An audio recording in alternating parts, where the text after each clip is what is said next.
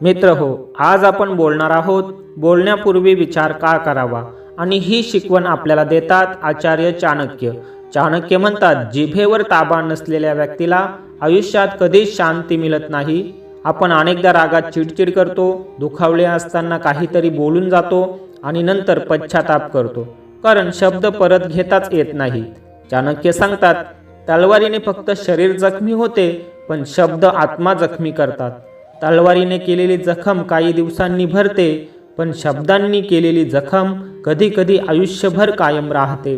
एखाद्याला आपण बिनकामाचा आहेस असे म्हणतो, तर तो शब्द त्याच्या मनात आयुष्यभर कोरला जातो.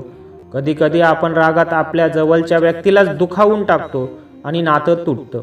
चाणक्य सांगतात, बोलण्यापूर्वी 3 प्रश्न स्वतःला विचारा. हे सत्य आहे का? यामुळे एखाद्याला दुखणार तर नाही ना?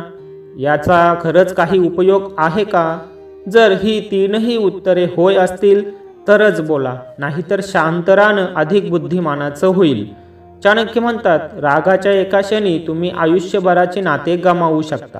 राग संपतो, परंतु रागात बोललेला शब्द लोकांच्या मनात कायमचा राहतो. तुम्ही माफी मागू शकता, पण शब्दांनी झालेली जखम पुसता येत नाही. म्हणून चाणक्य सांगतात, राग आला की शांत राहा, बोलू नका. चाणक्य म्हणतात, मौन हे मूर्खाला योग्य उत्तर आहे. सगळ्यांशी वाद घालण्याची गरज नाही. काही लोक समजून घेण्यास तयार नसतात, त्यांच्यासोबत शांत राहणं हेच उत्तम असतं. कधी कधी मौन आपलीच प्रतिष्ठा वाचवते. लक्षात ठेवा मित्र हो, आपण जे बोलतो ते आपल्या मनातील विचारांचे प्रतिबिंब असते. राग, द्वेष, हेवा, स्पर्धा या भावना मनात जमल्या की भाषा कडू होते. म्हणून चाणक्य सांगतात, मन शुद्ध ठेवा, शब्द आपोआप शुद्ध होतील. शब्दांनी प्रेम द्या, जखमा नाही. शब्द हे विनाश करू शकतात आणि चमत्कारही करू शकतात. एका चांगल्या शब्दाने कोणाचं आयुष्य बदलू शकतं, तर एका वाईट शब्दाने कोणाची दुनिया उद्ध्वस्तही होऊ शकते. म्हणून चाणक्य म्हणतात, बोलायला शिका, पण त्यापेक्षा जास्त कधी शांत राहायचं ते शिका.